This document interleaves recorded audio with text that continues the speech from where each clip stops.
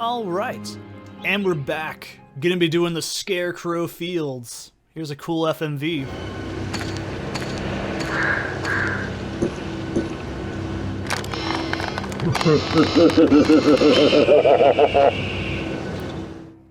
Damn, man, that was way too spooky for me.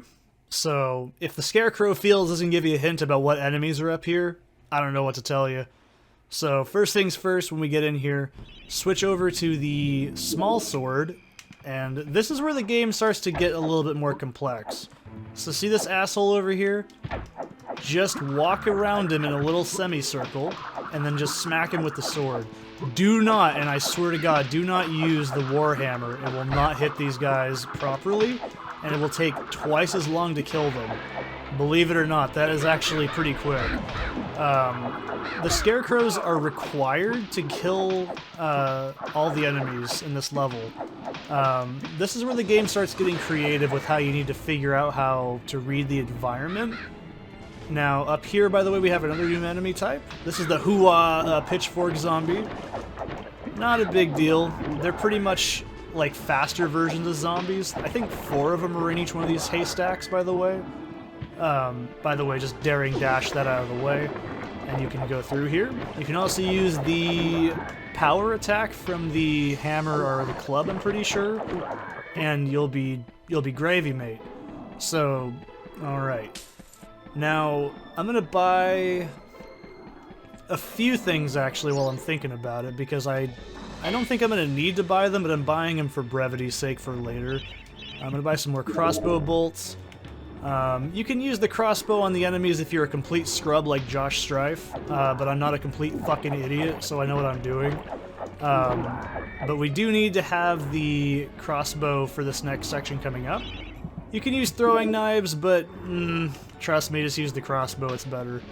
So go over here, we'll let this gate close on us, and then just right when we get behind this imp, we can start shooting this whatever the fuck this thing is supposed to be. And once he dies, we can go ahead and switch back to the sword. Boom. So now don't forget you have the daring dash, because check this out. You can see what I mean. You can dodge damage, and you can kind of damage some enemies with it, because it does do a tiny bit of contact damage, so it is pretty useful. Now, these bats, by the way, don't count as killing enemies, and that's just a club, we don't need that. There's only one other level in the game where we need to have to use the club, specifically for a puzzle, and it's way late. It's like the second to last level in the game. But it's so... I love how this game makes you use everything. I think it's not every 2 seconds and the interactions aren't insanely complicated, but like, the game does build on mechanics and like features a lot, and I think that's something that it does really, really well. By the way, these things will hit you for a lot of... Jesus Christ, see right there. These Scarecrows, the first time you go through the game, are probably going to be the first thing that you go, I don't like this enemy, because they deal a lot of damage really fast. Every enemy in the game, barring a few, drops souls, so you do need to kill every enemy in the game at least once. And these aren't very hard to kill, as you can see, they just take a lot of hits right now. So, same deal here, just get underneath this bad boy, and shoot the imp in the back. Something I also praise this game for is the fact that not every single element gets reused over and over, so every single level is completely different than the other. I like that about this game. The mechanics are also simple enough to where they're not like so crazy where every level is just a weird gimmick, but everything fundamentally feels the same throughout the entire game, so it never feels stale, and I quite like that. Some levels are puzzly, some levels are combat-y, there's always a good mix of stuff. By the way, do not touch that fucking corn. If you touch that corn, you're gonna have a bad time. That's actually got a, like, bunch of little... I think they're supposed to be snakes or something? I don't know. They're like these little skeleton assholes that kill you. Point and take, right there. So, that's how quickly you die if you fall in there.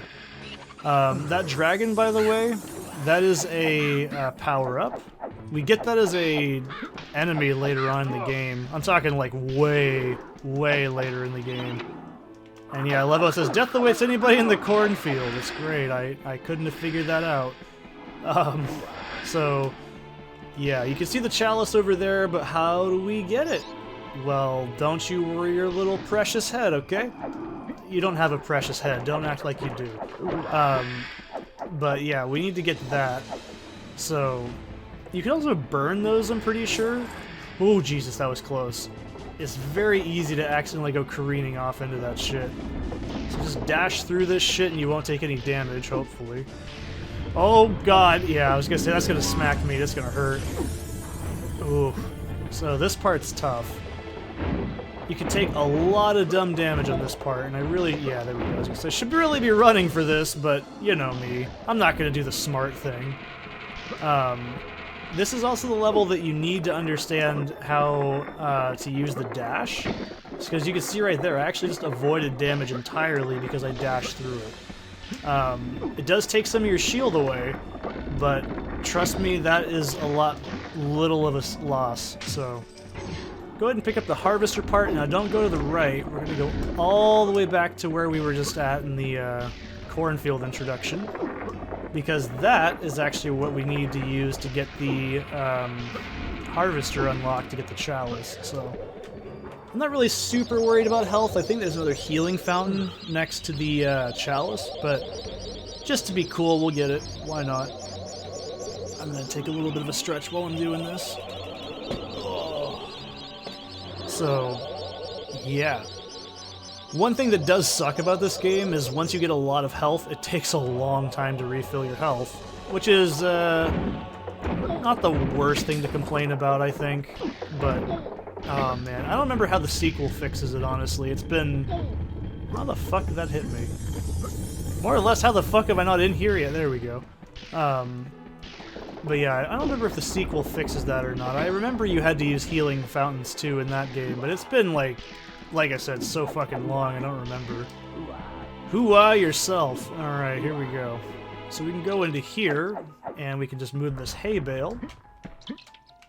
And boom, we can actually hit this switch with the sword. And look at this fucking nettle carrier looking motherfucker. Isn't that thing cool looking? But what do we do with it? I also like this flavor text here, by the way, if we can get...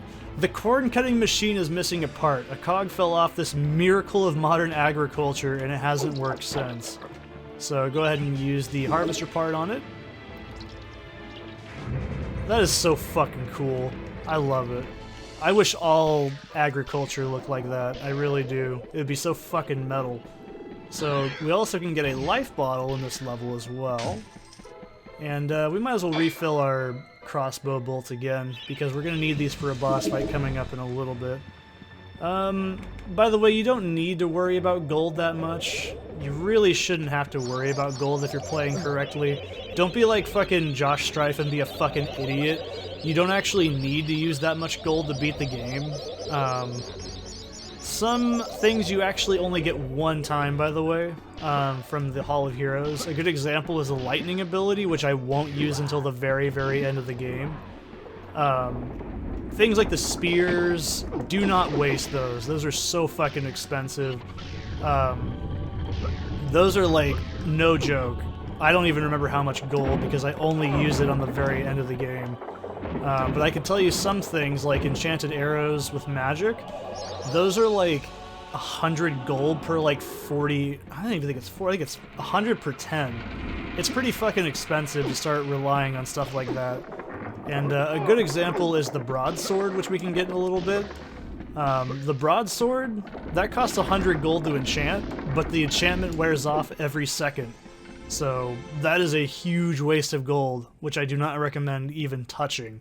Same with the magic shield. That's, I think, it's 100 gold for 400 shield, which is not very good. So don't waste it. That's all I can tell you. Just don't waste your gold. Don't be a dumbass. That's all I can tell you. Speaking of broadsword, by the way.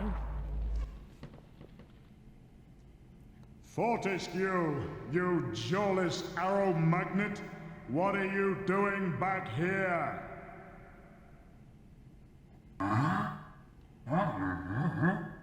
What? Call me Mr. Woden the Mighty. How I pity the people of Gallowmere. that their fate should once again be in the hands of a chump like you. Still, I suppose it's not fair to take it out on them. Take my sword, and do try not to stab yourself in the foot. You know, I've always had my doubts about you, Fortescue. You're just not carved from hero material.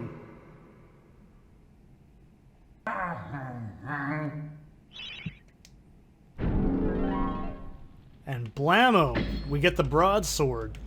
This is an instant upgrade, by the way, to the regular sword. You can see it has the charge up and the big broad swings, so this is a really good weapon. And I haven't even mentioned this yet. I love the animations on Dan because he's a skeleton. He doesn't have any fucking muscles, so why would he need to worry about, like, the weight of it? I love it. It's so fucking cute.